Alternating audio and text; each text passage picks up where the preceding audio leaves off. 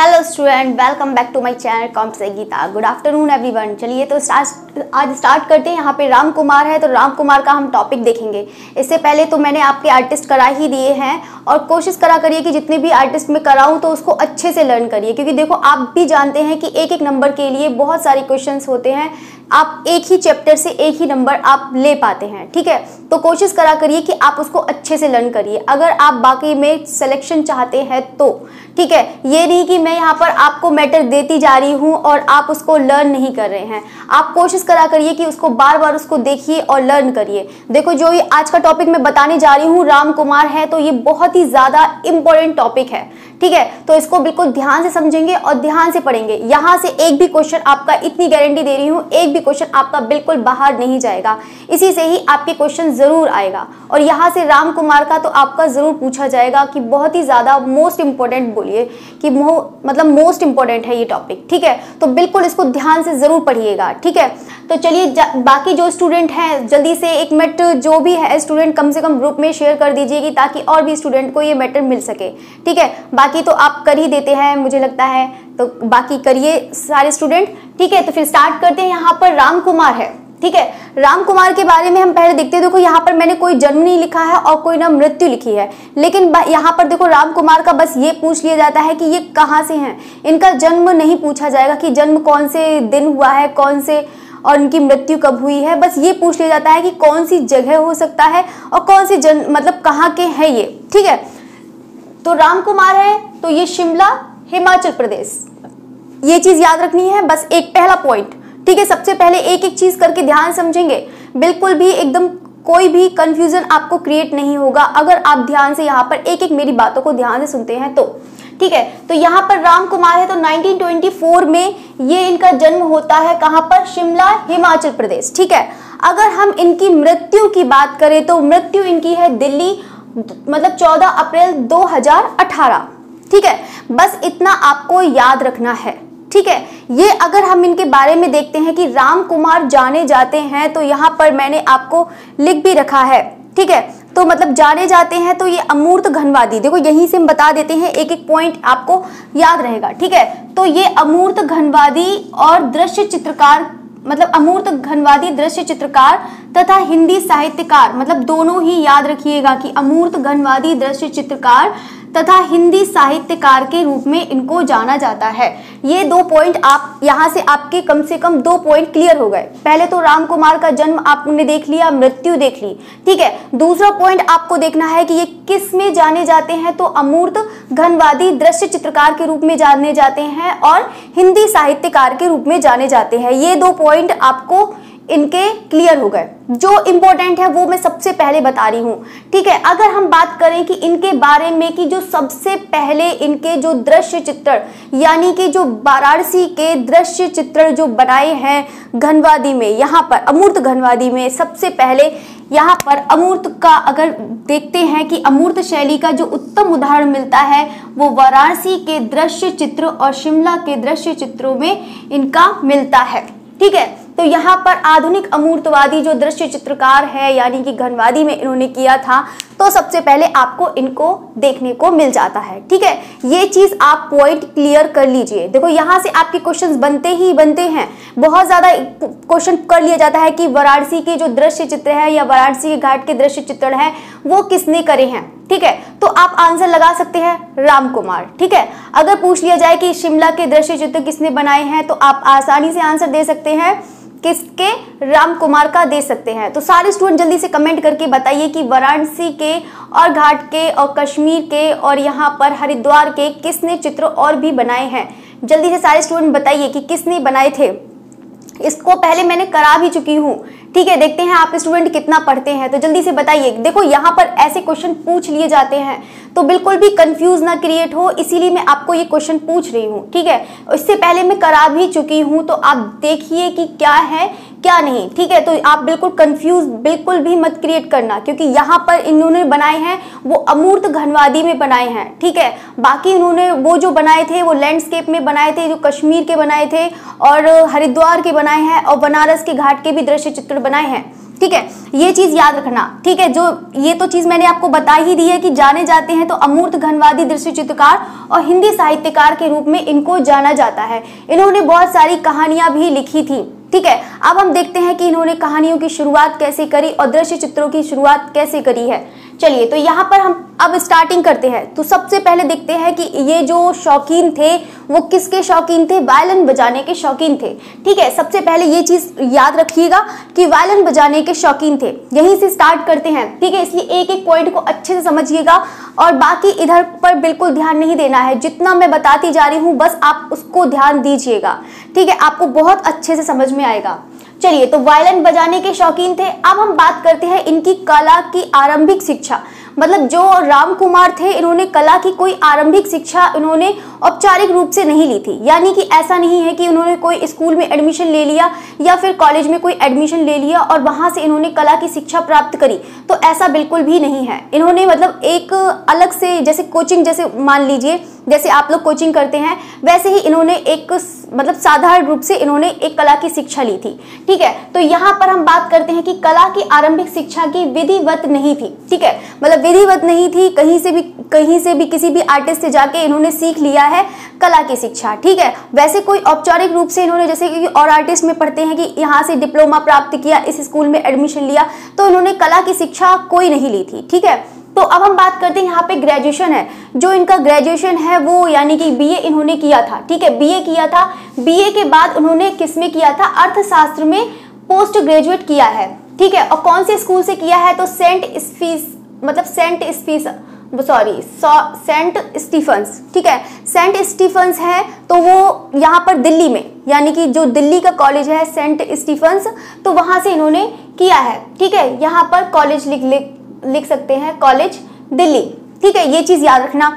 और इसी के समय उनको चलते हुए मतलब इनको हिंदी साहित्य में भी मतलब बहुत रुचि आई। ठीक है, यहाँ पर किसको? राम कुमार को इसी में ही चलते ही उनको राम कुमार को हिंदी साहित्य में बहुत रुचि आई और ये कहानियां लिखने लगे। ठीक है, तो यहाँ पर देखते हैं कि और इसी के साथ हिंदी साहित्य में इनकी रुचि उत्पन्न हुई। ठीक है, और कुछ समय बाद इनकी कहानियां भी छपने लगी। ठीक है, तो कहानियां करने लगे तो कहानियां भी छपने लगी। इसी कारण इनको यहाँ पर अब देख सकते हैं कि इनको प्रेमचंद पुरस्कार भी मिला है। याद रखिएगा, जो इनको मिला है वो प्रेमचंद भी पुरस्कार मिला है 1972 में। सॉरी, देखो जुकाम भी हो गया लगता है। चलिए, तो प्रेमचंद पुरस्कार है 1972 में इनको पुरस्कार भी मिला हुआ है, क्योंकि ये कहानियां भी करते थे और इनको हिंदी साहित्यकार के रूप में भी इनको जाना जाता है। और इवन इनको यहाँ पर देखो, यहाँ पर कालिदास का भी पुरस्कार मिला है। 1986 में इनको कालिदास का भी पुरस्कार मिला है। ठीक है, तो आप समझ सकते हैं कि इनको यहाँ पर इसी कारण इनको इतने सारे पुरस्कार भी मिले हुए हैं। ठीक है, ये चीज याद रखिएगा। और इवन इनको उत्तर प्रदेश में सरकार द्वारा जो पुरस्कार मिला है वो हिंदी साहित्य मतलब हिंदी जो कहानीकार है, मतलब जो हिंदी में कहानियां करी हैं उन्होंने, जो 1975 में इनको उत्तर प्रदेश सरकार द्वारा भी पुरस्कार प्राप्त हुआ है। ठीक है, तो ये तो आपकी कहानियों के बारे में इनकी खत्म हो गई हैं। अब हम इनके बारे में देखते हैं कि इनकी जो कला शिक्षा थी तो वो कैसे कला शिक्षा लेते थे। ठीक है, अब हम देखते हैं यहाँ पर कला शिक्षा के बारे में देखते हैं। कला शिक्षा ये शाम के समय, ठीक है, तो जैसे कि कोचिंग जाते हैं तो वैसे ही आम है, तो ये शाम के समय में सायकालीन में, तो यहाँ पर उकील स्कूल ऑफ आर्ट, ठीक है, उकील स्कूल ऑफ आर्ट है तो दिल्ली में, ये तो आप जानते ही हैं शारदाचरण उकील का।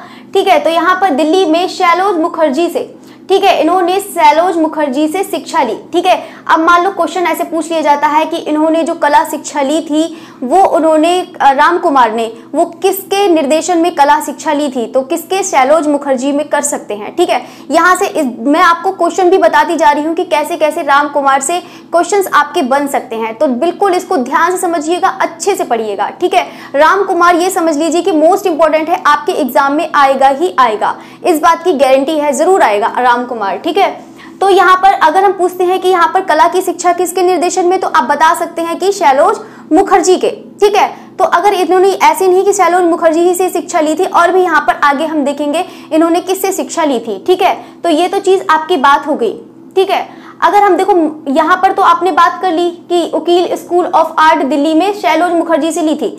अब हम यहाँ पर ये देखो, जैसे जैसे मैं पॉइंट बताती जा रही हूँ बिल्कुल आप वैसे ही लिखना, क्योंकि देखो बहुत सारी बुक होती हैं तो उससे कलेक्ट करती हूँ तो उसमें आगे पीछे यहाँ पर आपके क्वेश्चंस हो जाते हैं, ठीक है। तो ये आपको जैसे जैसे मैं बताती जा रही हूँ, पहले आपको जो लिखना है जैसे जैसे मैं बताऊँ वैसे वैसे लिखते जाना, ठीक है, क्योंकि आपको याद करने में आसानी रहेगी, ठीक है। अब तो यहाँ पर हो गई कला की शिक्षा। अब हम देखते हैं कि यहाँ पर देखो, इनको यहाँ पर देखते हैं, ठीक है। इन्होंने देखो यहाँ पर कला शिक्षा ये हो गई, फिर इन्होंने एक कला की पुनः शिक्षा ली थी, ठीक है। तो यानी कि दोबारा से कला की शिक्षा ली थी। तो 1950 पेरिस में किससे? आंद्रे लियोते, ठीक है, याद रखिएगा। किससे पूछ लिया जाता है कि पेरिस में किससे शिक्षा ली थी? आंद्रे लियोते से ली थी, जो एक क्या थे? फ्रेंच घनवादी चित्रकार थे, ठीक है, याद रखिएगा। किसके चित्रकार थे? ये फ्रेंच घनवादी के चित्रकार थे, ये भी चीज याद रखिएगा, ठीक है। अगर पूछते हैं यहाँ पर कि मतलब पेरिस में, ये तो नहीं पूछेगा कि कब, मतलब कौन से सन में ली थी, ये तो बिल्कुल भी नहीं पूछेगा। बस ये पता है कि उन्होंने क्या क्या, मतलब इससे समय क्या क्या उन्होंने किया है, ये चीज आपको ध्यान देना है, ठीक है। बाकी तो एग्जाम में ये चीज नहीं पूछा जाता है कि पेरिस में कला शिक्षा कौन से सन में ली है, ये बिल्कुल भी एग्जाम में नहीं पूछा जाएगा, ठीक है। बस ये पूछ सकते हैं कि इन्होंने जो पेरिस में शिक्षा ली थी वो कहाँ से ली थी। तो यहाँ पर मतलब किसके, यहाँ पे आंद्रे लियोते थे। कभी कभी पूछ लिया जाता है कि आंद्रे लियोते क्या थे, और यहाँ पर ये भी बता देते हैं फर्नांड लेगर हैं, ये भी फ्रेंच घनवादी हैं, ठीक है। फ्रांच लेंडर है तो ये भी फ्रेंच कह रही हूँ, फर्नांड लेगर हैं वो भी फ्रेंच घनवादी हैं, याद रखिएगा, ठीक है। ये दोनों के दोनों, आंद्रे लियोते और फर्नांड लेगर दोनों ही फ्रेंच घनवादी हैं, ये चीज याद रखिएगा। देखो बहुत अच्छे से लर्न करेंगे तभी आपको समझ में आएगा, ऐसे नहीं समझ में आएगा, ठीक है। तो जैसे जैसे मैं बताती जा रही हूँ उसको बिल्कुल ध्यान से पढ़िएगा और अच्छे से लर्न करिएगा, ठीक है। यहाँ पर इन्होंने शिक्षा ली। चलिए, तो अब आपकी शिक्षा के बारे में तो ये चीज हो गई है, ठीक है। अब हम बात करते हैं, यहाँ पर ये वाला पॉइंट बात करते हैं कि मुंबई में मुल्क राज आनंद से राम कुमार को प्रोत्साहित किया। मतलब मुंबई में जो मुल्क राज आनंद है, ठीक है, मुंबई में मुल्क राज आनंद है, तो उन्होंने मतलब उसको राम कुमार को प्रोत्साहित किया। और मतलब यहाँ पर और आरा के गुरु, देखो कभी कभी पूछ लिया जाता है कि आरा के गुरु कौन थे यहाँ पर, जबकि राम कुमार चल रहा है, लेकिन कभी कभी एग्जाम में ये भी पूछ लिया जाता है कि आरा के गुरु कौन थे, तो आप बता सकते हैं लैंग हैमर थे, ठीक है। ये चीज भी याद करिएगा, ठीक है। आरा के जो गुरु है वो लैंग हैमर है, और इन्होंने राम कुमार कला से हट जाने को कहा। मतलब राम कुमार को वहां से कला से हट जाने को कहा, किसके? जब मतलब यहाँ पर मुल्क राज आनंद ने जब राम कुमार को प्रोत्साहित किया, और आरा के गुरु लैंग हैमर ने राम कुमार को कला से हट जाने को कहा जब राम कुमार राजा से प्रभावित थे, ठीक है। देखो अभी आपने देखा कि भारतीय में, अगर हम भारतीय की बात करें तो ये किससे प्रभावित थे? यहाँ पर याद रखिएगा, राम कुमार हैं जो किससे प्रभावित थे? रजा से प्रभावित थे। ये तो हो गई हमारी भारतीय की बात हो गई है, ठीक है, यानी कि भारत की अगर बात हुई है, अगर हम भारतीय कलाकार की बात करें तो कहाँ पर? रजा से प्रभावित करें। अगर हम बात यही चीज करें कि अगर हम यूरोपीय का इनका जो प्रभाव पड़ा था वो किसका प्रभाव पड़ा था, यहाँ पर देखिए यूरोपीय का जो प्रभाव पड़ा था वो पिकासो, मातिस और ब्राक का पड़ा था, ठीक है। तो आप समझ सकते हैं, एक फॉविज्म का हो गया और बाकी आपके दोनों कौन से हो गए? घनवादी चित्रकार हो गए, ठीक है। ये चीज याद रखिएगा, ठीक है। ये चीज तो आपका क्लियर हो गया, ठीक है। ये भी चीज आपका क्लियर हो गया है, ये भी हो गया है क्लियर, ये भी हो गया है, ठीक है। अब हम बात करते हैं यहाँ पर, ये भी हो गया ये। अब हम बात करते हैं कि यहीं पर, ठीक है, यहीं पर है जो रजा की अगर हम बात कर रहे हैं तो ये रजा के साथ मुंबई आए जब 1948 में रजा के कश्मीर, मतलब जो रजा के कश्मीर दृश्य चित्रों की प्रदर्शनी हुई, ठीक है। 1948 में रजा के कश्मीर दृश्य चित्रों की प्रदर्शनी हुई, ठीक है। यहाँ पर 1948 में रजा ने एकल प्रदर्शनी भी करी थी, ठीक है। ये भी चीज याद रखिएगा, चाहे तो नोट कर लीजिए। यहाँ पर 1948 में एकल प्रदर्शनी की, यहाँ पर ये भी चीज नोट कर लीजिए, ठीक है। ये भी चीज हो सकता है एग्जाम में आ जाए, ठीक है। एक एक चीज पॉइंट बाद में याद आ जाती है। चलिए, तो यहाँ पर ये चीज हो गया, अब हम बात करते हैं, कभी देखो ये भी एग्जाम में पूछ लेता है, ये जो चीज मैंने आपको बताई है, शिल्पी चक्र को तो मैंने पूरा पढ़ाया ही है। तो शिल्पी चक्र के जितने भी कलाकार हैं, तो सारे स्टूडेंट आज बिल्कुल बैठ के अच्छे से, जितने भी ग्रुप हैं अच्छे से याद करिएगा, ठीक है। तो यहाँ पे जो ग्रुप के सदस्य हैं, तो यहाँ पर जो सदस्य थे वो शिल्पी चक्र मतलब 1949 में यहाँ पर सदस्य बने थे। कौन? राम कुमार, ठीक है। तो यहाँ पर आपका ये भी पॉइंट क्लियर हो गया, ये भी हो गया, ये भी हो गया, ये भी हो गया है और ये भी हो गया है, और इवन ये वाला भी पॉइंट आपका हो चुका है, ठीक है। तो राम कुमार ने यहाँ पर आपको मैंने पूरा बता ही दिया है, यहाँ पर कोई भी ऐसा पॉइंट नहीं है जो आपको नहीं बताया है, ठीक है। यहाँ से तो आपका कंप्लीट हो चुका है। कोशिश करा करिए जैसे मैं बता रही हूँ आप उसको वैसे ही लिखिएगा, क्योंकि आप जैसे मैं बता रही हूँ वैसे लिखेंगे तो आपको याद करने में बहुत आसानी रहेगी। ये मत सोचना कि पुरस्कार इधर हो गए हैं, तो पुरस्कार बिल्कुल साथ में, जहाँ पर ये चीज लिखा है पुरस्कार के बारे में, उसके ही नीचे लिख लेना कि यहाँ पर उनको पुरस्कार भी मिला था, मतलब साथ साथ में ये कर रहे थे तो इसी कारण उनको पुरस्कार भी मिला था, तो ये भी चीज याद रखिएगा। चलिए, तो यहाँ पर यूरोपीय प्रभाव वाला मैंने बता दिया था, तो ये भी बता देते हैं कि जो 10 नंबर पॉइंट है, राम कुमार ने 10 भारतीय कलाकारों की प्रदर्शनी जो लगाई थी वो कहाँ पर लगाई थी? अमेरिका में लगाई थी, ठीक है। ये ज्यादा इंपॉर्टेंट नहीं है, लेकिन बस ये आपको मैं बता देती हूँ। लेकिन ये प्रभाव वाला तो दोनों ही याद रखना, एक रजा और एक पिकासो और ब्राक और एक आपका मातिस हो गया, ठीक है। तो ये चीज याद रखिएगा। अब हम बात करते हैं यहाँ पे मनुष्य की सभ्यता का कलाकार भी इनको कहा जाता है, ठीक है। यहाँ पर याद रखिएगा, मनुष्य की सभ्यता का कलाकार इनको कहा जाता है, ये भी चीज याद रखना, ये बहुत ही ज्यादा इंपॉर्टेंट टॉपिक है, ठीक है, याद रखिएगा। अब हम बात करते हैं यहाँ पे भारत में इनको इसमें मतलब भारत में जिनकी मतलब शुरुआत करी थी, ठीक है, मतलब फिगरेटेड मतलब इसका अमूर्तता, ठीक है। यहाँ पर चाहे तो लिखते हैं एब्स्ट्रैक्टिव, ठीक है, चाहे तो लिख सकते हैं या फिर बोल सकते हैं रूपप्रद को फिगरेटिव, ठीक है। बाकी तो आप समझदार हैं तो समझ सकते हैं, ठीक है। तो यहाँ पर है तो आप समझ सकते हैं एब्स्ट्रैक्टिव का है और यहाँ पर फिगरेटिव का है, ठीक है। तो दोनों का फिगरेटिव वाला भी याद कर लेना और एब्स्ट्रैक्टिव वाला भी याद कर लेना, ठीक है। आकृति की शुरुआत राम कुमार ने करी थी, ठीक है। यहाँ पर चित्रों के प्रतीक, जो इनके चित्रों के प्रतीक आपको इनके चित्रों में दिखाई देते हैं, किसके? राम कुमार के चित्रों में जो प्रतीक दिखाई देते हैं, जैसे कि घूमती हुई गली हो गई, नंगे तार के खंभे हो गए, खिंचे हुए तार हो गए, या पूर्ण निष्क्रिय वातावरण हो गए, जैसे कि पूरे एकदम ठंड से पूरा एकदम कोई भी चीज जम जाती है, कोई भी चीज, तो वो चीज आपको यहाँ पर इनके चित्रों में देखने को मिल जाएगा, ठीक है। ये चीज हो गया। अब ये चीज पॉइंट भी मैंने आपको बता ही दिया है कि अमूर्त शैली के जो उत्तम उदाहरण मिलते हैं वो वाराणसी के दृश्य और शिमला के दृश्य, ये तो चीज मैंने आपको बता ही दिया है कि चित्रों की श्रृंखला तथा स्केच आधुनिक दृश्य भी इनके देखने को मिलते हैं, ठीक है, आधुनिक दृश्य। अब हम बात करते हैं यहाँ पर जाने जाते हैं, तो ये भी चीज मैंने आपको बता ही दिया है कि अमूर्त दृश्य चित्रण है, मतलब घनवादी, इनके रूप में जाना जाता है, हिंदी साहित्यकार की बात में भी जाना जाता है।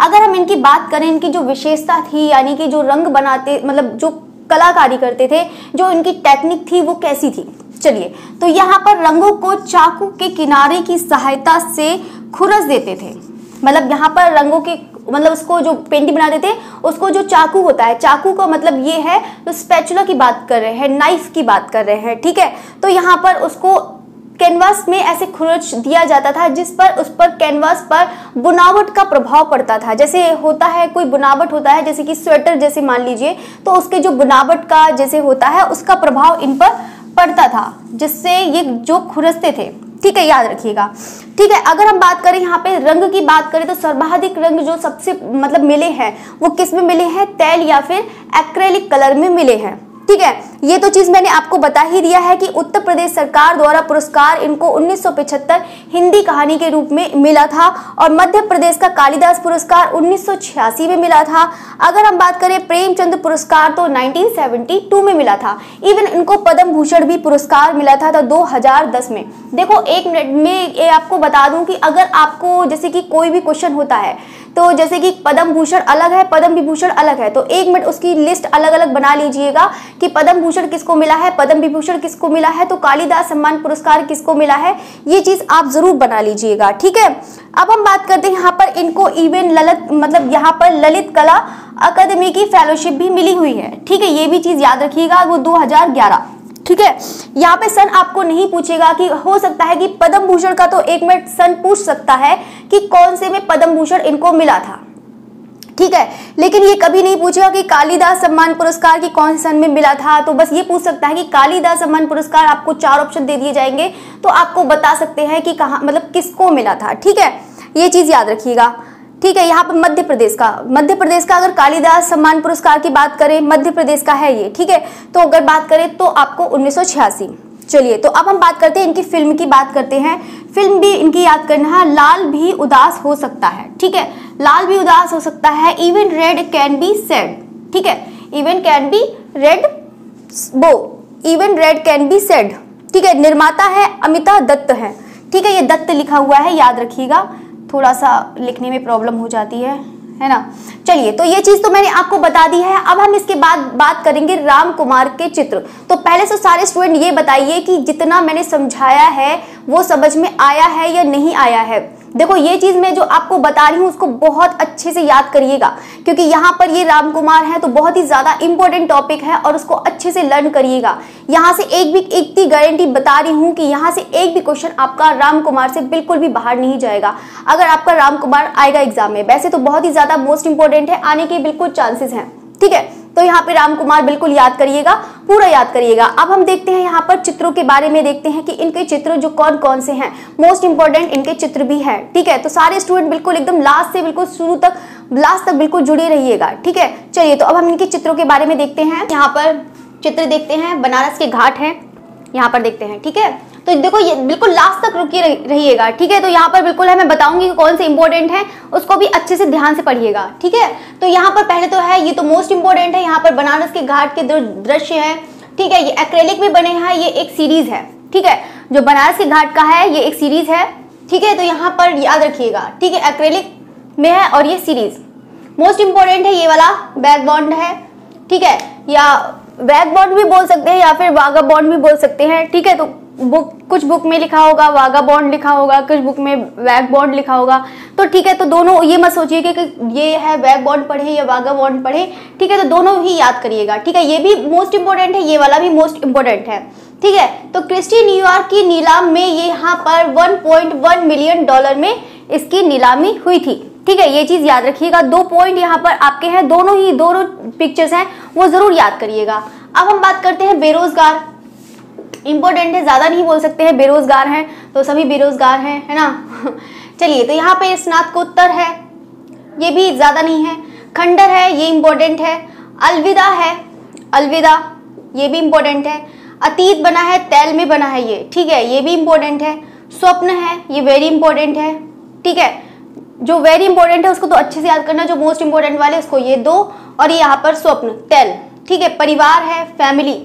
ठीक है, ये भी इंपॉर्टेंट है। 2 बहनें, ये मोस्ट इंपॉर्टेंट है। ठीक है, 2 बहनें हैं, ये लिथोग्राफी में बना है, याद रखिएगा, लिथोग्राफी में बना है। तो यानी कि इसका मतलब है कि राम कुमार है तो राम कुमार ने ग्राफिक में भी काम किया है। ठीक है, तो ये लिथोग्राफी में है। टाउन है, टाउन भी इंपॉर्टेंट है। युद्ध का आतंक है, ये ठीक ठीक है। विलोपित स्त्रियां हैं। ठीक है, तो ये भी ठीक ठीक है, ज़्यादा नहीं।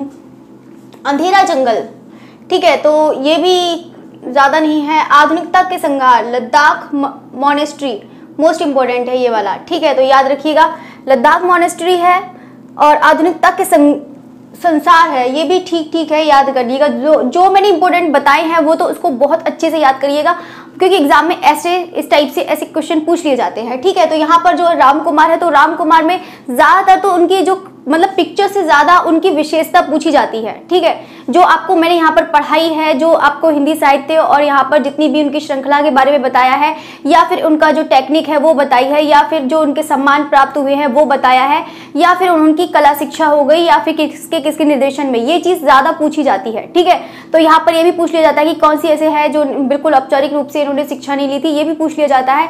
तो बिल्कुल बहुत अच्छे से याद करिएगा सारे स्टूडेंट। ठीक है, बाकी आपकी यही क्लास खत्म होती है, बाकी हम लोग मिलेंगे 10:30 बजे आपका प्रैक्टिस सेट के साथ, ठीक है। तो सोच रही थी कि आपका प्रैक्टिस सेट भी साथ साथ में करवाया जाए कि ताकि सारे स्टूडेंट की बिल्कुल अच्छी सी तैयारी हो जाए। एक मिनट मैं सोच रही हूँ कि बिल्कुल इंडियन का हिस्ट्री का बिल्कुल जो आपके मतलब जितनी भी हो गए हैं वो नाइट में आपका प्रैक्टिस सेट में भी लगा देते हैं। स्टार्टिंग से करवा देंगे, आपका प्रागैतिहासिक काल से ही शुरू करेंगे और बिल्कुल आपका पहाड़ी तक बिल्कुल खत्म कर देंगे कि आप जितने ही प्रैक्टिस सेट मैं कराऊंगी अगर आपने वहां से पूरा देख लिया है, इससे एक भी क्वेश्चन आपका बाहर नहीं जाएगा। ज्यादा इतना प्रैक्टिस सेट करने की कोई जरूरत नहीं है, बस जितना याद करो अच्छे से याद करो, पक्का याद करो, ठीक है।